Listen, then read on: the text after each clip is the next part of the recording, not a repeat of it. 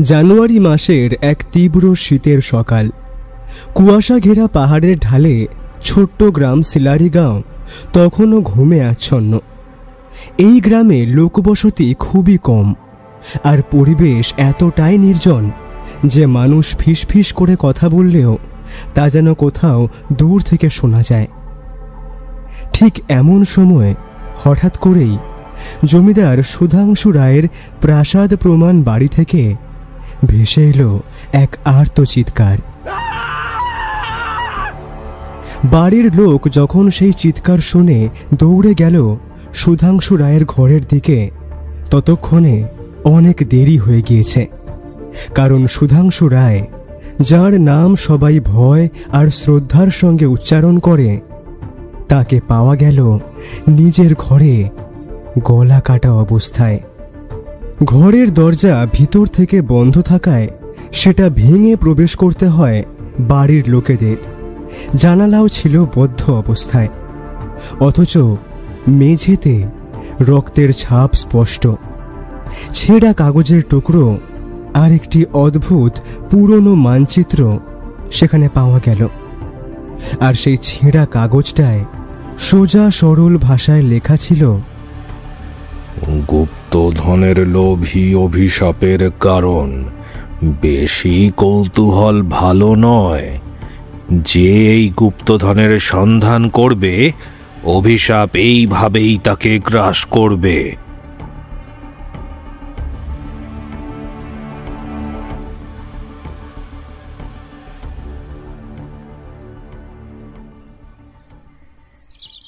আমি আর ব্যোমকেশ কয়েকদিন হলো ছুটি কাটাতে এসেছি এই পাহাড়ের কোলে ছোট্ট শহর কালিম্পংয়ে। আমাদের উদ্দেশ্য নিতান্তই সাধারণ। কলকাতায় একটার পর একটা কেসের ঠেলায় ব্যোমকেশ অতিষ্ঠ হয়ে শেষ অবধি বলে ওঠে, অজিত, বুঝলে ভাইয়া, এবার একটু ছুটি ভোগের দরকার আছে। মনটা এবার কেমন পাহাড় পাহাড় করছে। আর মন ভালো করার ঠিকানা তো এই একটাই। কি, চলো বেরিয়ে পড়া যাক। যেমন বলা তেমন কাজ। আমরা কালিম্পং শহরে পৌঁছাই রাতের অন্ধকারে। তাই পরের দিন ঘুম ভাঙার সাথে সাথেই আমরা সাক্ষী হই কালিম্পংয়ের ঘন কুয়াশা ঢাকা একটা অসাধারণ সুন্দর সকালের সাথে। হোটেলের বাইরে থেকে ভেসে আসছে নানা রকম পাখিদের মিষ্টি ডাক।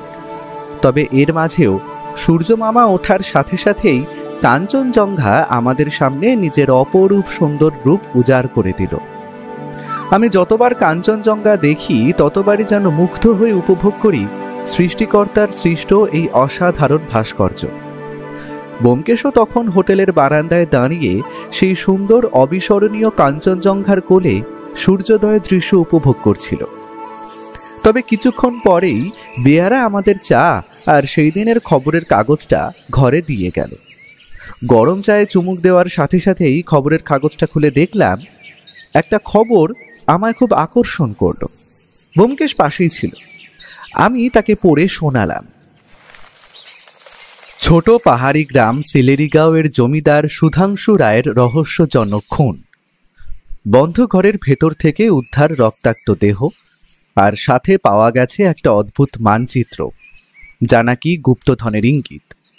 আর এই খুনের কিনারা করার জন্য প্রয়োজন একজন তীক্ষ্ণ বুদ্ধিসম্পন্ন একজন গোয়েন্দার।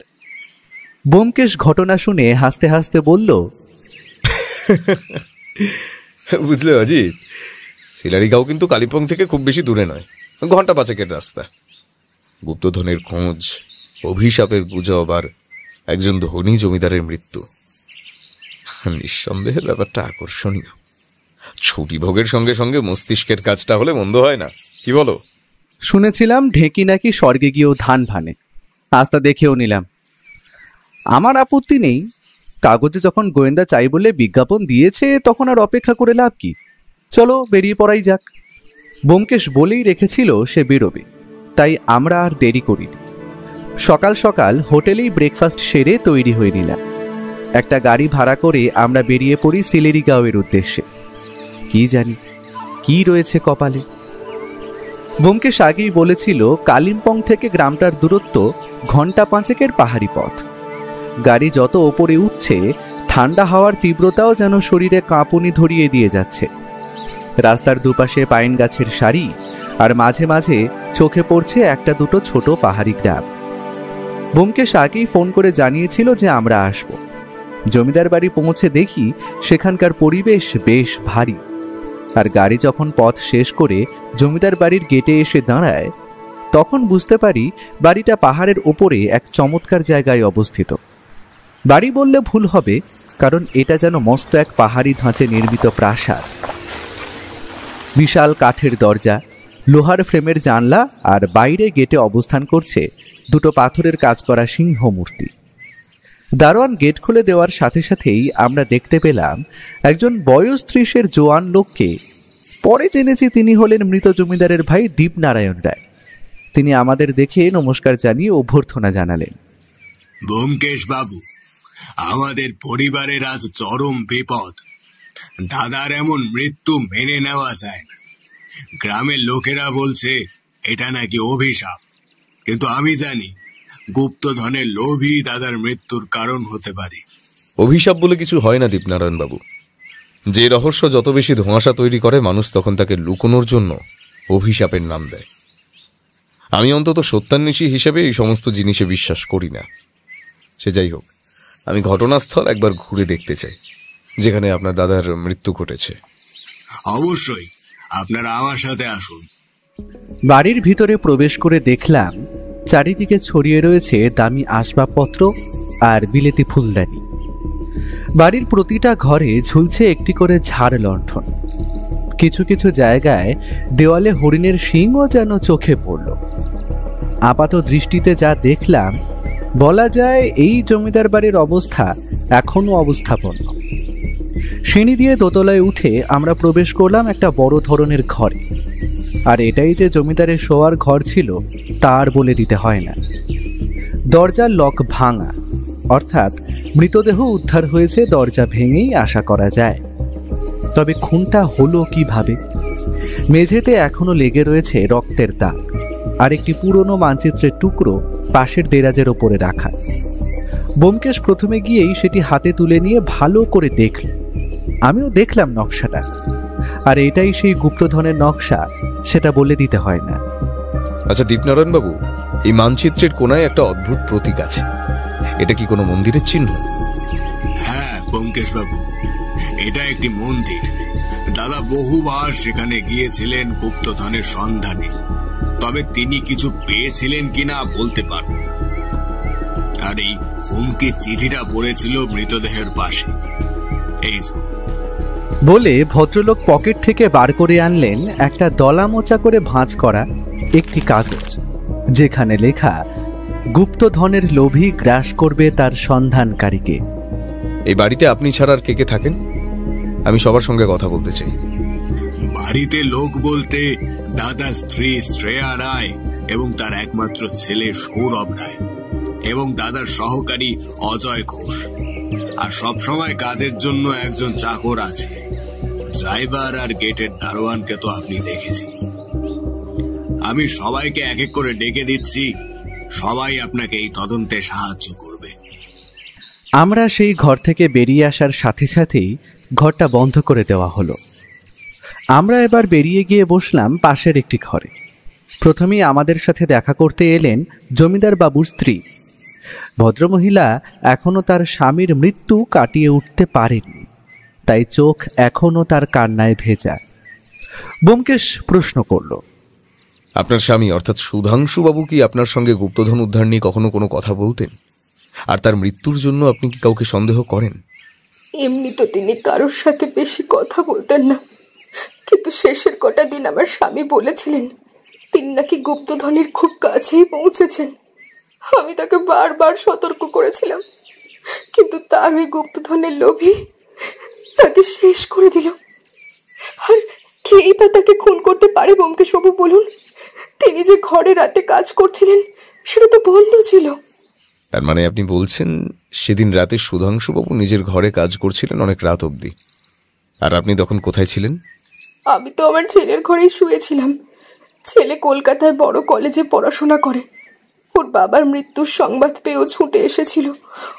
ওইসব খুনের সময় তো ছিল না, আর ওই খুনের ব্যাপারে বিশেষ কিছু জানিও না। ঠিক আছে, আপনি এবার সেক্রেটারি অজয় ঘোষকে পাঠিয়ে দিন।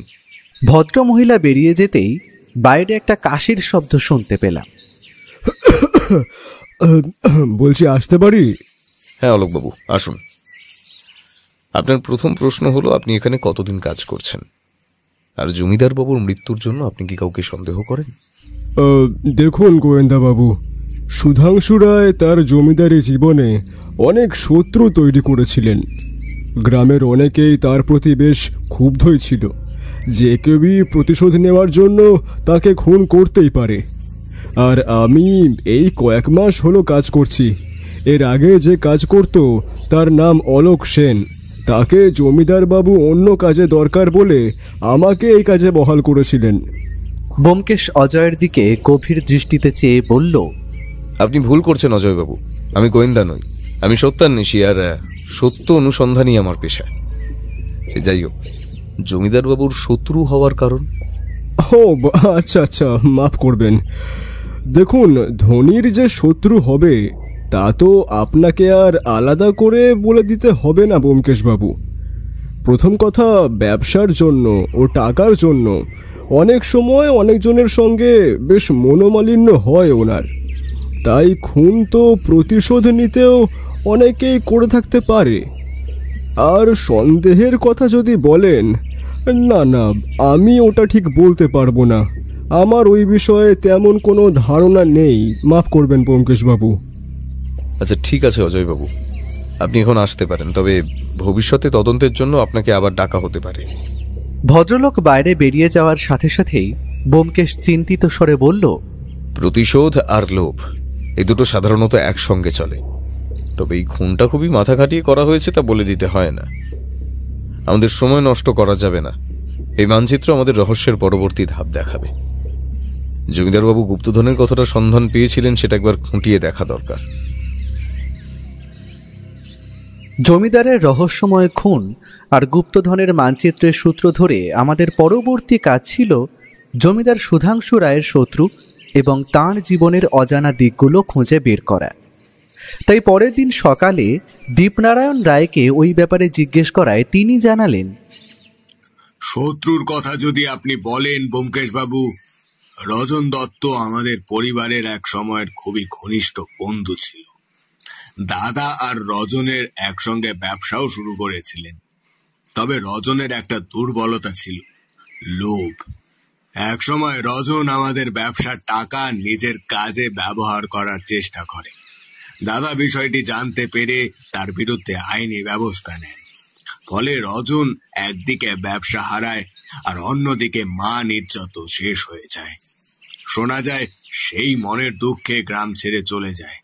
ব্যোমকেশ কথাটা শুনে গম্ভীরভাবে বলল, লোভ এবং অপমান দুই একজন মানুষকে ধ্বংসের কিনারায় পৌঁছে দিতে পারে, তবে এর সঙ্গে গুপ্তধনের মানচিত্রের কি সম্পর্ক? রঞ্জন কি ফিরে এসে প্রতিশোধ নেওয়ার চেষ্টা করছিল?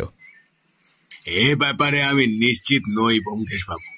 তবে কয়েকদিন আগে গ্রামে একজন অচেনা লোককে ঘোরাঘুরি করতে দেখেছে গ্রামের কিছু মানুষ। তার চেহারার বর্ণনা শুনে মনে হচ্ছে সে রজন হতে পারে। অনেক ধন্যবাদ আপনাকে। আমি আর একবার একটু আপনার দাদার ঘরটা খুঁজে দেখতে চাই। আসলে আগের দিন আপনার দাদার টেবিলে একটা ডায়েরি আমার চোখে পড়েছিল। ভদ্রলোক আশা করি ডায়েরি লিখতেন, কিন্তু কাল বাড়ির সকলকে জিজ্ঞাসাবাদ করার দরুন সেটি দেখা হয়নি। অবশ্যই। তবে ব্যোমকেশবাবু, আমার মনে হয় ওই ডায়েরি পড়ে আপনি হতাশ হবেন, কারণ দাদা বেশি দিন ডায়েরি লিখতেন না।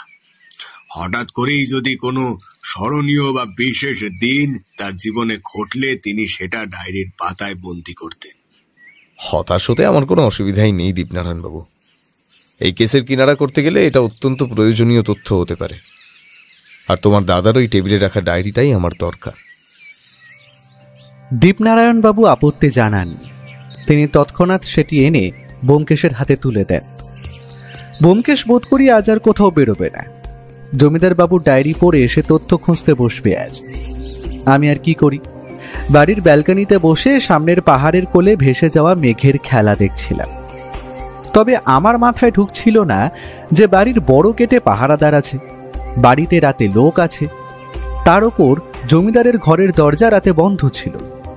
খুনি কিভাবে তাকে খুন করল একটার পর একটা রহস্য যেন মেঘের মতো ভেসে আসছিল, আর ব্যোমকেশ জানে এই রহস্যের সমাধান করতে হলে চাই সঠিক তথ্য।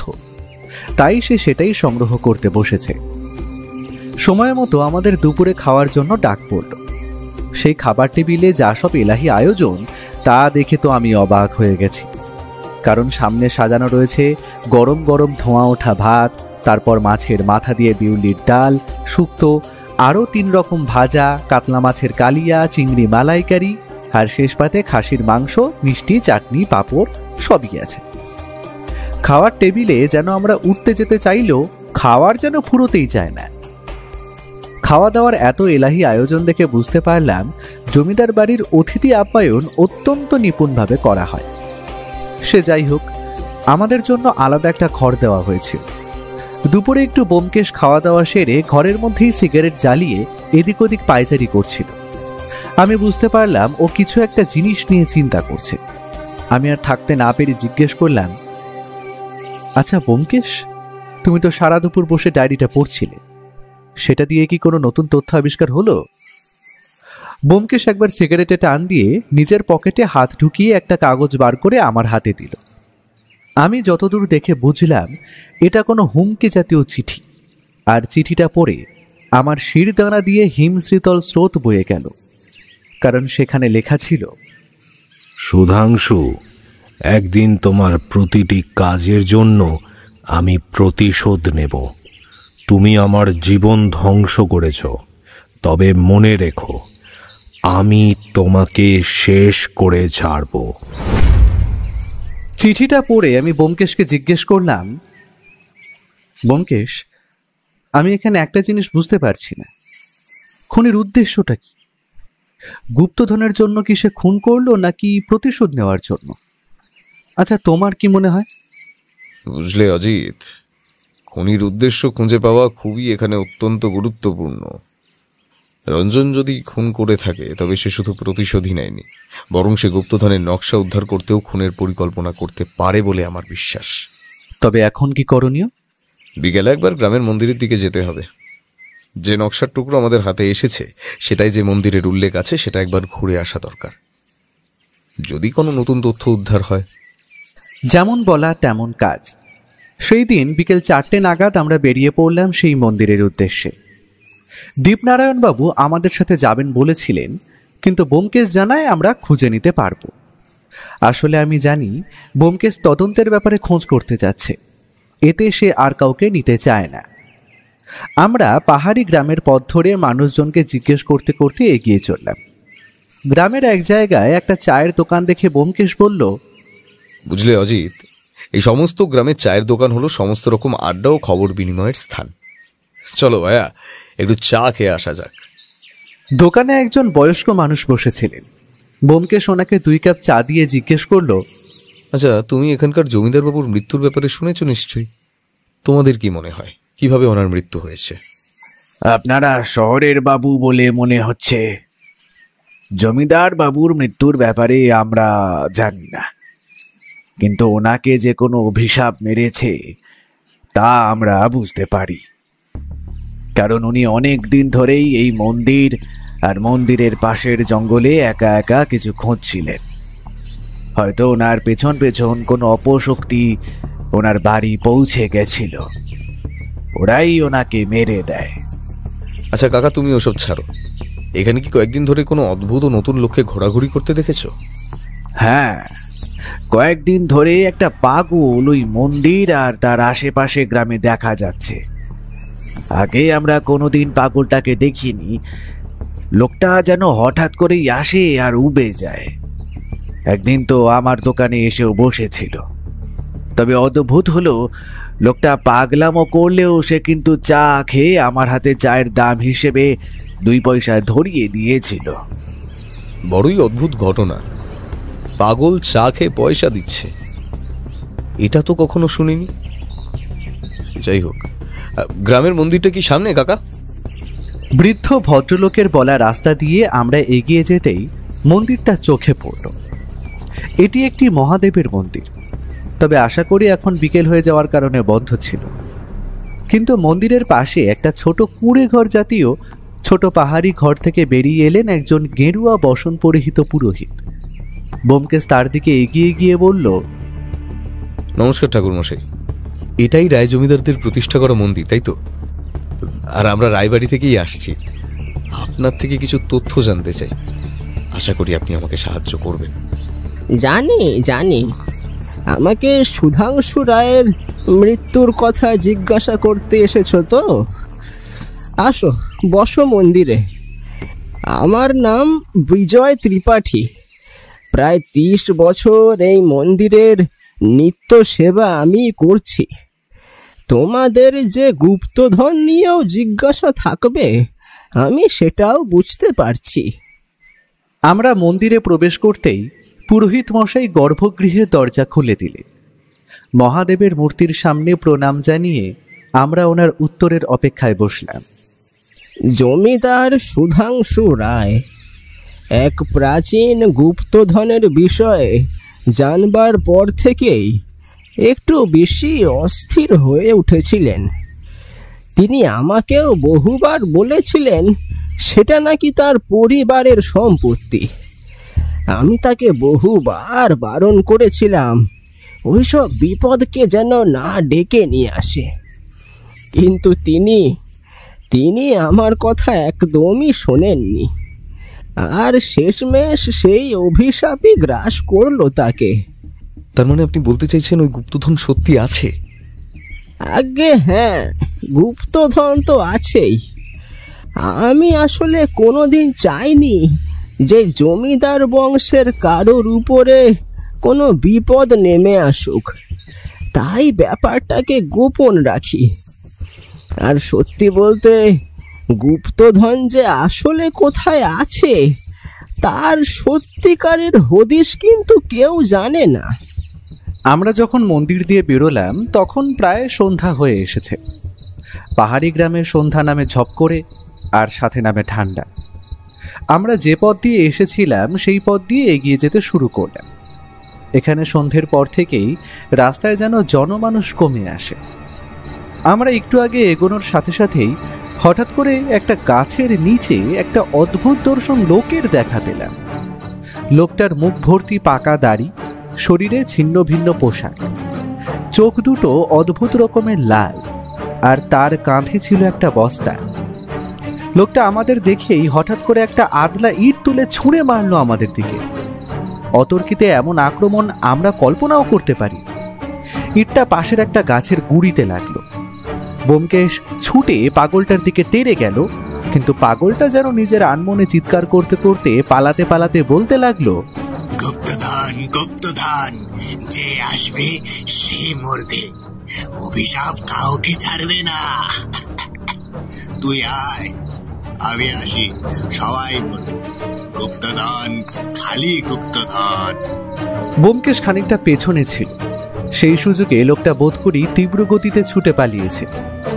আমি হঠাৎ ওর হাতে একটা ছোট ভাঁজ করা ছেঁড়া কাগজ দেখে অবাক হয়ে জিজ্ঞেস করি, এই ব্যোমকেশ, তোমার হাতে ওটা কি? এটা একটা ছেঁড়া নকশা, আর যতদূর মনে হচ্ছে আমাদের জমিদার সুধাংশু রায় যে নকশাটা পেয়েছিলেন এটা তাঁরই ছেঁড়া অংশ। তবে এখন প্রশ্ন হলো এই পাগলটাকে, আর এর কাছে ওই ছেঁড়া নকশার অর্ধেক অংশটা এলো কি করে?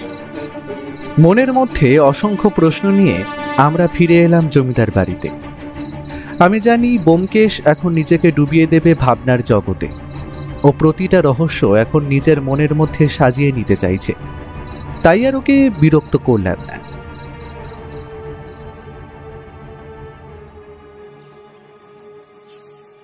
পরের দিন সকালে আমার ঘুমটা ভেঙেছিল বেশ বেলার দিকেই।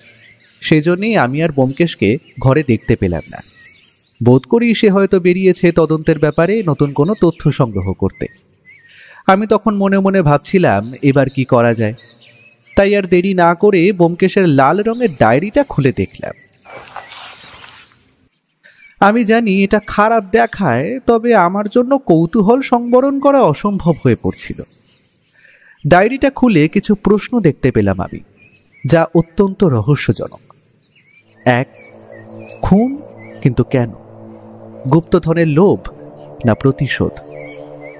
2. খুনি কি বাইরের লোক না বাড়ির ভিতরের? 3. গুপ্তধনের নকশার ব্যাপারটা আর কে কে জানে? 4 পাগল কি সত্যি পাগল, না সবটাই নাটক? 5 বদ্ধ ঘরে খুন অসম্ভব, তবে খুনটা হলো কিভাবে? 6 রঞ্জন এখন কোথায়? সে একা না তার সাথে আর কেউ আছে? 7 গুপ্তধনের নকশা একটা পাগলের কাছে থাকবে কেন? পাগলটাই কি রঞ্জন দত্ত? সবকটা প্রশ্ন পড়ে আমি যা বুঝলাম, এসবের উত্তর খোঁজা আমার কম্য নয়। এইসব প্রশ্নের উত্তর একজনই দিতে পারে, সে হলো সত্যান্বেষী ব্যোমকেশ বক্সী। ব্যোমকেশ যখন ফিরল তখন প্রায় বেলা 11টার কাছাকাছি। সে খালি ফ্রেশ হয়ে ঘরে এসে একটা সিগারেটে টান দিয়ে বলল, অলোক সেন নিখোঁজ হয়েছে অজিত, তাই জন্যই খবরটা শুনে তড়িঘড়ি ছুটে এলাম। আমি বুঝতে পারলাম না ব্যোমকেশ কার কথা বলছে। অলোক সেন নামটা তো আমার চেনা নয়। তাই ব্যোমকেশকে জিজ্ঞেস করলাম, সেটা আবার কি? আর হঠাৎ করে সে নিখোঁজ হতে যাবে কেন? লোকটা কি তদন্তের ব্যাপারে যুক্ত? সকাল সকাল দীপনারায়ণ বাবু আমাকে খবরটা দেন যে অলোক সেন প্রায় কয়েকদিন ধরে নিখোঁজ। আর এই অলোক সেনই কিছুদিন আগে অবধি জমিদার বাবুর কাছে হিসেব নিকেশের কাজ করতেন। আমার মন বলে জমিদার মশাই অলোককে তার গুপ্তধন উদ্ধার করার সঙ্গী করেছিলেন, আর সে হয়তো এমন কিছু তথ্য জানতো যা তার বিপদ ডেকে আনতে পারত, তাই হয়তো গা ঢাকা দিয়েছে। তবে আমি লোকাল থানায় গিয়েছিলাম কোনো অচেনা মৃতদেহ আবিষ্কার হয়েছে কিনা এই কয়েকদিনে। তবে তারা জানায় এমন কিছু খুনের ঘটনা আপাতত ঘটেনি এই কয়েকদিনে। তবে তো ব্যোমকেশ, খুনি কি অলোক সেন লোকটার থেকে গুপ্তধনের হদিশ পেয়ে গেছে এতক্ষণে, তাই তো? আর জমিদার বাবুর খুন করার পর সেই খুনি কি অলোক সেনকে খুন করতে যায়? এটা তো একটা নতুন রহস্য ধরা দিল আমাদের কাছে। খুনি একজন নাকি দুইজন সেটা আমি জানি না, তবে এই আলোক সেন যদি খুন হয়ে থাকে তবে কিন্তু বুঝতে হবে এর পেছনে রয়েছে বিশাল বড় এক ষড়যন্ত্রের হাতছানি। এই রহস্যের সমাধান আমাকে করতেই হবে অজিত। ব্যোমকেশ এবার নকশা দুটোর টুকরো একসাথে জোড়া লাগিয়ে টেবিলের উপর রেখে গভীরভাবে পর্যবেক্ষণ করছিল। আমিও তার পাশে দাঁড়িয়ে দেখছিলাম, তবে কিছু উদ্ধার করতে পারলাম না। অগত্যার কৌতূহল চেপে না বসে প্রশ্নটা করেই ফেললাম, ব্যোমকেশ, এই মানচিত্রের খণ্ডাংশ কি কোনো নির্দিষ্ট জায়গার দিকে নির্দেশ করে? আর এটা কি সত্যিই কোনো গুপ্তধনের নকশা? আমার তো এটাকে খালি পুরনো দিনের এই অঞ্চলের ম্যাপের মতোই দেখতে লাগছে। আমার কথা শুনে ব্যোমকেশ অত্যন্ত উত্তেজিত হয়ে বলল, কি বললে তুমি অজিত? এই ব্যাপারটা তো আমার মাথায় আসেনি। হতেই পারে যে এই নকশা কোনো গুপ্তধনের নয়, এটা আসলে একটা ফাঁদ। আর সব থেকে বড় কথা, আমরা কিন্তু জানি না যে জমিদার বাবু এই নকশার টুকরোটা কোথা থেকে পেয়েছিলেন। একদম সঠিক কথা অজিত, তবে কয়েকটা প্রশ্ন এখনো থেকেই গেল বুঝলে। প্রথম, যদি ধরি রঞ্জন এই খুনটা করে থাকে তবে তার সম্ভাবনা কতটা? আর রঞ্জন যদি পাগল সেজে ঘুরে বেড়াতো গ্রামে, তবে জমিদারকে মেরে ফেলার পর তো তার প্রতিশোধ পূরণ হয়ে গিয়েছিল, তারপরেও কেন সে পাগলের বেশে থাকবে? আর যদি ধরো এই নকশাটা সত্যি সত্যি গুপ্তধনের হয়, তবে সেটার সম্ভাবনাও উড়িয়ে দেওয়া যায় না, কারণ মানচিত্রে দেওয়া প্রতীকগুলো সাংকেতিক, এগুলোকে মেলাতে হবে। তবে এই কাজটি সহজ নয়। মানচিত্র সম্পূর্ণ না হলে সঠিক জায়গা বের করা অসম্ভব। যদি গুপ্তধন থেকে থাকে সেটা উদ্ধার আমাকেই করতে হবে। তবে এখন আমাদের কি করণীয়? আমার মন বলছে ওই পাগলটা অনেক কিছু জানে, ওকে ধরতে হবে বুঝলে, কিন্তু দিনের বেলা তাকে ধরা অসম্ভব। আচ্ছা অজিত, গ্রামের লোকেরা আমাদের কি বলেছিল? পাগলটাকে কোথায় ঘোরাফেরা করতে দেখা যেত বলতো? যতদূর মনে পড়ে গ্রামের পুরনো শ্মশানে বলেছিল। তার মানে আমরা কি শ্মশানের দিকে যাব নাকি?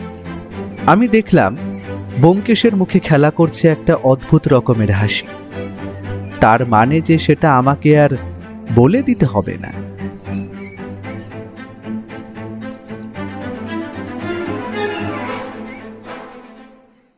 সেই দিন ব্যোমকেশ সারাটা দিন কিছু না কিছু ভাবতে ভাবতেই কাটিয়েছে। তবে রাতের খাওয়া দাওয়া হতেই সে আমায় বলল, অজিত প্রস্তুত হও, আমাদের এখন বেরোতে হবে। আমার মন বলে ওই পাগলটাই আমাদের অনেক প্রশ্নের উত্তর দিতে পারবে, আমাদের ওকে ধরতেই হবে। ব্যোমকেশ আমায় আগে থেকেই শিখিয়ে দিয়েছিল রাতের বেলা বেরোবার সময় কিরকম পোশাক পরতে হয়। তাই সেই মতো তৈরি হয়ে আমরা বেরিয়ে পড়লাম। পাহাড়ি এলাকায় রাতের অন্ধকার ক্রমেই গভীর হতে থাকে। বাতাসে অদ্ভুত শীতলতা এবং গাছগুলির শাখাগুলোর মধ্যে হালকা শোঁ শোঁ আওয়াজ ভেসে আসছিল। পথ শুকনো পাতার আস্তরণে ঢেকে থাকার কারণে আমরা এগোনোর সময় সেটায় পা পড়ার সাথে সাথেই খসখস শব্দ কানে বড়ই অদ্ভুত ঠেকছিল। আমরা যতই এগোচ্ছি রাতের মায়া যেন আরো বেশি গভীর হচ্ছে। কিন্তু হঠাৎ করেই এমন সময় আমাদের কেন জানি মনে হলো আমাদের দুইজনের চলার শব্দ ছাড়াও আরো একটা জুতোর শব্দ আমাদের পিছু পিছু চলছে। ব্যোমকেশ সেই শব্দ লক্ষ্য করে চারিদিকে টর্চ ফেলে দেখল, কিন্তু সেখানে নিকষ অন্ধকার ছাড়া কিছুই চোখে পড়ল না। আমরা এবার ধীরে ধীরে প্রবেশ করলাম গ্রামের পুরনো শ্মশানের ভিতর। এটা যে পরিত্যক্ত এবং পুরো শ্মশান হওয়ার দরুন লোকজন এখানে খুব একটা আসে না। শ্মশানের চারিদিকে ছড়িয়ে আছে ভাঙা কাঠ বা জ্বলে যাওয়া ছাইয়ের অবশেষ। আমার মনে হয় কি যেন একটা অদ্ভুত ভয় মেশানো অনুভূতি খেলা করছিল আমার ভিতর। আচ্ছা, ব্যোমকেশেরও কি এমনই অবস্থা? এমন অভিজ্ঞতা আমার জীবনে কোনোদিনও হয়নি। কিন্তু ঠিক এমন সময় আমাদের আচমকা চমকে দিয়ে দূরের একটা ঝোপ হালকা নড়ে উঠল। এই শ্মশানে হিংস্র জানোয়ারের ভয় নেই আশা করি, কিন্তু শিয়াল বা কুকুর থাকলেও থাকতে পারে। আমার বুকটা তখন প্রচন্ড পরিমাণে ভয়ে ধুকপুক করে ওঠে। আমি বুঝতে পারছি যে আমার হৃৎপিণ্ডটা এখন হাপড়ের মতো ওঠানামা করছে প্রচন্ড ভয়ে। ব্যোমকেশ কিন্তু এমন সময়ও শান্ত। সে আমার কাঁধে একটা আঘাত করে বলল, শোনো, তুমি কিছু শুনতে পাচ্ছ? আমি নিজের মাথাটা ওপর নিচ করে নিঃশব্দে বুঝিয়ে দিলাম, হ্যাঁ।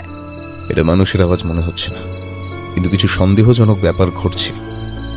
চলো এই আওয়াজ অনুসরণ করে এগোনো যাক। এটার রহস্য আমায় ভেদ করতেই হবে। আমি আর ব্যোমকেশ সেই শব্দ লক্ষ্য করে শ্মশানের ভিতর একটু একটু করে পা ফেলতে ফেলতে এগিয়ে যেতে থাকি। কিন্তু মন খালি বলছে, যদি কোনো বিপদ অপেক্ষা করে থাকে আমাদের জন্য। আমরা আরেকটু এগোতেই হঠাৎ চোখে পড়ল এই নির্জন ফাঁকা স্থানে রাতের বেলা একটা পাগল লোক বসে আছে, আর সে মুখ দিয়ে কিছু একটা কাপড় জাতীয় কিছু টেনে ছিঁড়তে চাইছে। আর তারই পাগলামোর জোরেই মুখ দিয়ে অদ্ভুত শব্দ আমাদের কানে আসছে।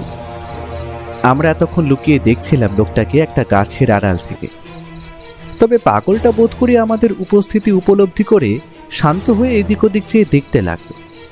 ব্যোমকেশ ফিস ফিস করে আমায় বলল, আজি দেখেছি দেখছো, কিন্তু সত্যিকারের পাগল, কারণ কাল যাকে রাতের বেলা আমি ধাওয়া করেছিলাম এটা সেই লোক নয়। তার মানে তুমি বলতে চাইছো এই লোকটার সাথে তদন্তের কোনো যোগাযোগই নেই, তাই তো? আর কালকে আমাদেরকে আক্রমণ করা লোকটা পাগল সেজেছিল। ঠিক তাই, তবে একটা জিনিস আমার মনকে বারবার নাড়া দিচ্ছে। ওটা কি অজিত? একটা জিনিস দেখে ব্যোমকেশ উত্তেজিত হয়ে বলল কথাটা, কিন্তু হঠাৎ করেই যে জিনিসটার দিকে আমাদের চোখ গেল সেটা দেখে আমরা তো অবাক। কারণ পাগলটা ব্যোমকেশের কথা শুনেই তীব্র গতিতে সরে পড়ল, আর যে জায়গায় সে বসেছিল সেই জায়গাটার মাটিটা একটু সরে গেল। আমরা ভালো করে দেখার জন্য জায়গাটা এগিয়ে যাই, আর আবিষ্কার করি এ তো একটা পুরনো ধ্বংসপ্রাপ্ত কাঠামো, আর সেটা সেখানে একটা সুড়ঙ্গকে আড়াল করার চেষ্টা করছে। সেখানে মাটি একটু সরাতেই নিচে একটা সুড়ঙ্গের প্রবেশ পথ চোখে পড়ল আমাদের। ব্যোমকেশ নীরবে সুড়ঙ্গের দিকে তাকিয়ে বলল, এটা তো অনেক দিনের পুরনো বলে মনে হয়। বহু বছর আগে কেউ এই পথ ব্যবহার করত, আর এখন এটি তেমনি বন্ধ হয়ে গেছে। তবে এই স্থানটি আমাদের কিছু বলতে চাইছে। কারণ দেখো অজিত, মাটির জায়গাটা একটু পরিষ্কার, তার মানে কয়েকদিন আগে এখানে মানুষের পা পড়েছে। চলো ভিতরে গিয়ে দেখা যাক। ভেতরে কি আছে আমরা কিন্তু জানি না। কোনো বিপদ আমাদের জন্য কিন্তু অপেক্ষা করে থাকতে পারে। আমরা যদি এখন এটার রহস্য না ভেদ করি তবে হয়তো বহু কিছু আমাদের দিয়ে আড়াল হয়ে থাকবে। চলো সাবধানে এগিয়ে চলো। আমি আর কথা বললাম না, ধীরে ধীরে সুড়ঙ্গে প্রবেশ করলাম ব্যোমকেশের পেছন পেছন। সুড়ঙ্গটার ভেতরের পরিবেশ ছিল অন্ধকার এবং অদ্ভুত রকমের স্যাঁতস্যাঁতে ঠান্ডা। বাতাসে যেন একটা আঁশটে মাটির গন্ধ লেগেছিল। আমরা বুঝতে পারলাম এটা বেশ ভালো মতোই গভীর। ব্যোমকেশের টর্চ আমাদের সামনের পথ দেখাচ্ছে, আর একটু এগিয়েই আমরা একটা গোপন কক্ষের কাছে পৌঁছলাম। কক্ষটি পুরোটাই মাটির দ্বারা নির্মিত, আর অদ্ভুতভাবে সেটা ছিল অত্যন্ত নিস্তব্ধ। এমন সময় হঠাৎ আমার চোখে একটা জিনিস পড়তেই আমি চিৎকার করে উঠলাম, ব্যোমকেশ সামনে দেখো, কোন একটা পুরনো কাঠের বাক্স পড়ে। দ্রুত এগিয়ে গিয়ে বাক্সটির চারপাশে নজর দিতেই বাক্সটির গায়ে মোমের টুকরো এবং ছাইয়ের চিহ্ন চোখে পড়ল আমাদের। ব্যোমকেশ সন্দেহ ভরা কণ্ঠে বলল, এটা তো স্পষ্ট এখানে কিছু ধর্মীয় বা আধ্যাত্মিক কর্মকাণ্ড হয়েছে। মোমের টুকরো এবং ছাইয়ের চিহ্ন এই কথাই বলছে, কিন্তু কেন এখানে, আর কেন এই বাক্স? আমি ধীরে ধীরে বাক্সের দিকে এগিয়ে এসে বললাম, ব্যোমকেশ, এই বাক্সটার ভিতরেই গুপ্তধন নেই তো? ব্যোমকেশ এক মুহূর্ত চুপ হয়ে যায়। তার চোখে স্পষ্ট সন্দেহের চিহ্ন ফুটে উঠেছে। সে নিশ্চিত হয়ে বলে, হ্যাঁ, আমার মন বলছে এটি হলো গুপ্তধনের বাক্স, আর এটিকে আগেও খোলা হয়েছে। তার মানে জমিদার মশাই এটাকে আগেই খুঁজে পেয়েছিলেন এবং তিনি জানতেন এইখানে কেউ আসবে না, আর এই ধরনের গুপ্তধনের লুকিয়ে রাখার জন্য তিনি গোপন স্থানটি ব্যবহার করেছিলেন। এবার যে কাজটা ব্যোমকেশ করল সেটার জন্য আমি একদম প্রস্তুত ছিলাম না।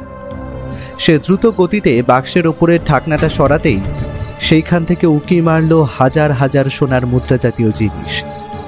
কিছু দামি জিনিসও ছিল সেইখানে, আর আমাদের টর্চের আলো পড়ায় সেইগুলো তীব্রভাবে চকচক করে উঠল। আমরা একদম সঠিক জায়গায় এসেছি অজিত। এটা হলো সেই গুপ্তধন, আর এটা উদ্ধার করা হয়েছিল আগে, যা করেছিলেন জমিদার সুধাংশু রায়। তারপর সেটা এখানে লুকিয়ে রেখে যান, কিন্তু তার লুকোনোর কারণটা আমায় খুঁজে বার করতে হবে। ব্যোমকেশ, আমাদের উচিত এই কক্ষের চারপাশে জায়গাটা আরো ভালো করে খুঁজে দেখা। যদি এখান থেকে আরো কিছু তথ্য সংগ্রহ করা যায়। আমার কথা শেষ হওয়ার আগেই ব্যোমকেশ ভালো করে চারপাশটা ঘুরে আর পর্যবেক্ষণ করে জানালো, এখানে আর কিছু নেই অজিত, গুপ্তধন উদ্ধার হয়ে গেছে। এখন এই খবরটা পুলিশকে দিয়ে দিতে হবে, ওরা ওই গুপ্তধন উদ্ধার করে নেবে। তবে এখনো আসল রহস্য বাকি। কি রহস্য ব্যোমকেশ? কোন রহস্য? তবে আমার মাথা এতক্ষণে পরিষ্কার, আর সেই খুন কে করেছে তাও আমি বুঝতে পেরে গেছি। এবার খালি সময়ের অপেক্ষা আসল অপরাধীকে গ্রেফতার করতে।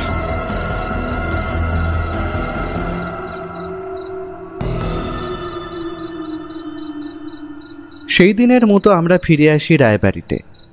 তবে সেই রাতে আমরা যে অভিজ্ঞতার সম্মুখীন হয়েছি তা ভাষায় প্রকাশ করা যায় না। ব্যোমকেশ বলেছে ওর সব রহস্যের জট খোলা হয়ে গেছে, কিন্তু আমি এখনও যেই তিমিরে সেই তিমিরেই রয়েছি। আর সব রহস্যের সমাধান করবে একজনই, তার নাম ব্যোমকেশ বক্সী। রাতের বেলা খালি ব্যোমকেশ একবার থানায় ফোন করলো, তবে সে যে অতক্ষণ ধরে কি আলোচনা করলো তা আমি জানি না। পরের দিন সকালে যখন ঘুম ভাঙলো তখন প্রায় 8টা হবে। আমি উঠেই দেখি ব্যোমকেশ তৈরি হচ্ছে, মনে হচ্ছে যেন কোথায় বেরোবে। আমি ঘুম জড়ানো চোখে জিজ্ঞেস করলাম, ব্যোমকেশ, এখন কোথায় যাচ্ছ? তাও আর এত সকাল সকাল? ব্যোমকেশ নিজের রিভলভারটা পকেটে ধোকাতে ধোকাতে বলল, খালি আমি না অজিত, তৈরি হয়ে নাও, রহস্য উদ্ঘাটনের সময় উপস্থিত। স্থানীয় পুলিশকে বলা হয়ে গেছে, ওরা জিপ নিয়ে আসছে, আমাদের পিক আপ করে নেবে। আর আমাদের সঙ্গে আজ অভিযানে যাচ্ছেন স্বয়ং দীপনারায়ণ বাবু। গুপ্তধন উদ্ধার হয়ে গেছে? শুধু এখনো ধোঁয়াশে রয়ে গেছে খুনের রহস্যে। খুনি কি আমাদের জন্য অপেক্ষা করবে নাকি? পাগলটা আমাদের দেখে সেদিন পালাবার সময় একটা নকশা ফেলে দিয়ে গিয়েছিল, মনে আছে? আসলে সেই নকশা কোনো গুপ্তধনের হলেও গুপ্তধন আগেই সরানো হয়ে গিয়েছিল, আর সেটি সরিয়েছিলেন জমিদার সুধাংশু রায়। আর সেই স্থানেই হয়তো এখনো একজন অপেক্ষা করছে গুপ্তধন উদ্ধারে। সে আসলে জানেই না যে গুপ্তধন আর সেখানে নেই, তবে তাকে ধরার সুযোগ আমরা ছাড়তে পারবো না। আমরা তৈরি হয়ে নিচে যেতেই জিপের শব্দ শুনতে পেলাম। একটা গাড়িতে আমি, ব্যোমকেশ, পুলিশ ইন্সপেক্টর আর দীপনারায়ণ বাবু, আর অপর গাড়ি দুটিতে অস্ত্রধারী পুলিশ বাহিনী। ব্যোমকেশের দিকে তাকিয়ে দেখলাম সে অত্যন্ত নিশ্চিন্ত। একটা হিন্দি গানের সুর ও যেন ভাসতে শুনলাম। দীপনারায়ণ বাবু আমাদের পথ দেখিয়ে নিয়ে আসছিল এতক্ষণ জঙ্গলের ভেতর দিয়ে। জঙ্গলটা একটু একটু করে বৈধ ঘন হয়ে উঠছে তা আমাদের কাছে স্পষ্ট। নিচে পাকা রাস্তা ছেড়ে আমরা পাহাড়ি মাটির রাস্তা ধরেছি প্রায় মিনিট খানেক। গাড়ি থামলা গভীর বনের মধ্যে। চারিদিকে পাখির কলতানের শব্দ ছাড়া অন্য কিছু শোনা যায় না। এই পাহাড়ি ঘন জঙ্গলের ভেতর দিয়ে গুহার পথে হাঁটতে শুরু করি আমরা। দীপনারায়ণ বাবুর এইসব জঙ্গল চেনা, তাই তিনি আমাদের আগে আগে পথ দেখিয়ে এগোচ্ছিল, কিন্তু তার মুখে ভয়ের ছাপ স্পষ্ট। এবার আমরা পাহাড়ি রাস্তার এমন একটা জায়গায় পৌঁছলাম যেখানে অবস্থান করছে একটা গুহামুখ, যেখানে মানচিত্রের নির্দেশিত প্রতীকগুলোর সঙ্গে মিলে যাচ্ছিল।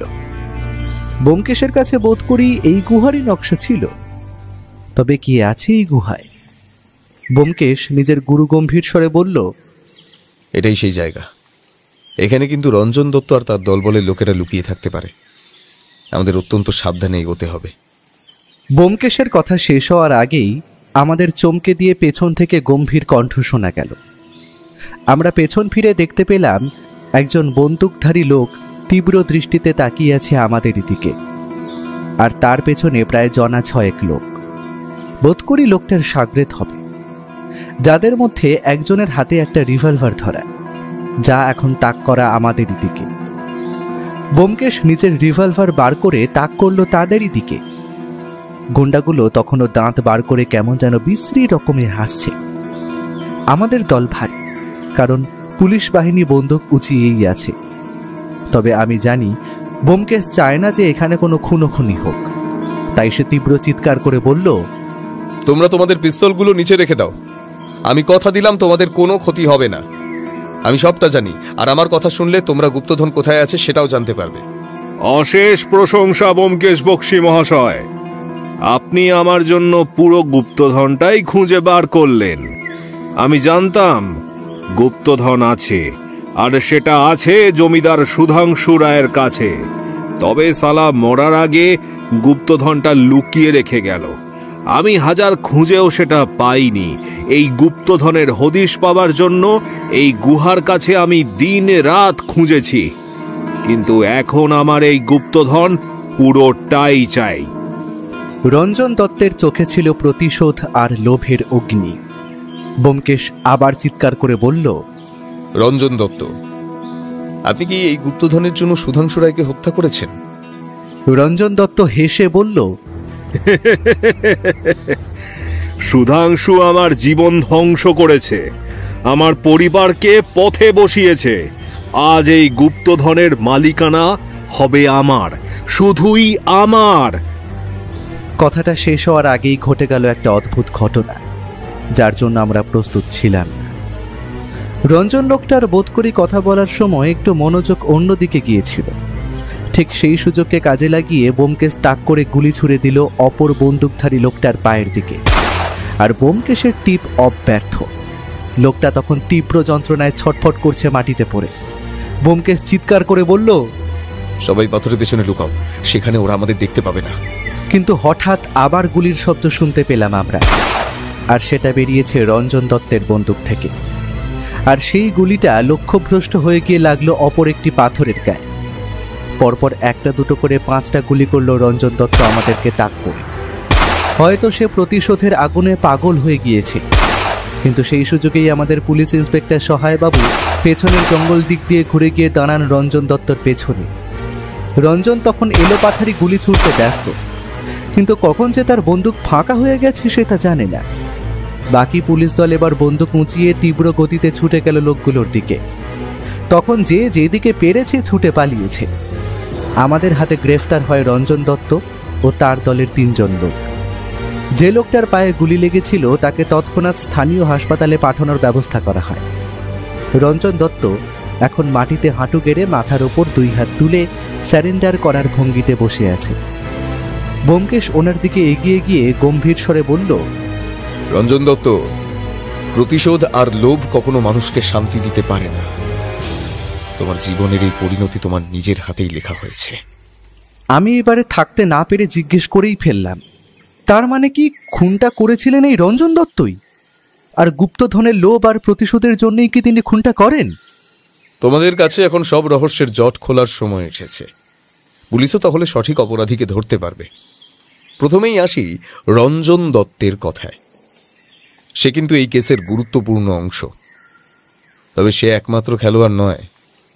অলোক সেনের হঠাৎ করে নিখোঁজ হয়ে যাওয়া এবং একটা পাগল আমাকে মানচিত্রের ছেঁড়া টুকরো দিয়ে যাওয়া, সবটাই এর সঙ্গে জড়িত। ব্যোমকেশ, আর হেয়ালি নয়, সবটা একটু খুলে বলো তো দয়া করে। ব্যোমকেশ এবার তার স্বভাবসিদ্ধ ভঙ্গিতে একটা সিগারেট ধরিয়ে একটা শুক টান দিল। তারপর বলা শুরু করল, তোমাদের যদি প্রথম থেকেই সবকিছু বলতে হয় তবে বলতে হবে রঞ্জন দত্ত, যে ছিল একসময় জমিদার সুধাংশু রায়ের অত্যন্ত ঘনিষ্ঠ বন্ধু, এবং তারা একসঙ্গে ব্যবসার কাজে যুক্ত ছিলেন। কিন্তু কিছু কারণে তাদের মধ্যে মনোমালিন্য হওয়ায় জমিদার বাবু তার অংশের টাকা ব্যবসা দিয়ে তুলে নেয়। তাই তাদের ব্যবসা বন্ধ হয়ে যায়। জমিদার বাবু বড়লোক মানুষ, তার কোনো ক্ষতি না হলেও ক্ষতি কিন্তু হয়েছিল রঞ্জন দত্তের, আর তার সেই ক্ষতির সঙ্গে সঙ্গেই ভেসে যায় তার সংসার। তারপর থেকেই তার ভিতর জ্বলতে থাকে প্রতিশোধের আগুন। সে যে কোনো উপায় হোক জমিদার সুধাংশু রায়ের থেকে বদলা নিতে চেয়েছিল, কিন্তু কিছুদিনের মধ্যেই জমিদার বাবু জানতে পারেন তাদের পারিবারিক লুকোনো গুপ্তধনের কথা। আর এইখানেই আগমন হয় এক তৃতীয় ব্যক্তির, যার সেই গুপ্তধনের প্রতি লোভ ছিল প্রচুর। সে এমনভাবে এই ঘটনায় জড়িত যে কোনোভাবেই তার হাতে গুপ্তধন আসত না। জমিদার বাবু কিন্তু তাকে প্রচন্ড স্নেহ করতেন, তাই গুপ্তধন পাওয়ার খবরটা তিনি তার ভাই দীপনারায়ণ বাবুকে জানান। কি তাই তো? আমি ঠিক বলছি তো দীপনারায়ণ বাবু? দীপনারায়ণ বাবু এতক্ষণ ব্যোমকেশের কথা মন দিয়ে শুনছিল। এবারে সে বলে উঠল, এসব আপনি কি বলছেন ব্যোমকেশ বাবু? আপনার কাছে কোনো প্রমাণ আছে? প্রমাণ জলজ্যান্ত আমার আপনার সামনে বসে রয়েছে। রঞ্জন এখনো মুখ খোলেননি, তাই আপনি দাঁড়িয়ে আছেন আমার সামনে। আপনি রঞ্জন দত্তের সঙ্গে হাত মিলিয়ে খুন করেন আপনার দাদাকে, ঠিক তো? আমি খুনের স্থান দেখি বুঝতে পেরেছিলাম এ খুন বাইরের লোকের হতেই পারে না। এখন আমি 100% নিশ্চিত যে খুনটা আপনি করেন নিজের দাদাকে, তাও আবার গুপ্তধনের লোভে। কিন্তু এখানে একজনের কথা আমরা ভুলে যাচ্ছি, সে হলো অলোক সেন। লোকটা জমিদার বাবুকে মন দিয়ে ভালোবাসত।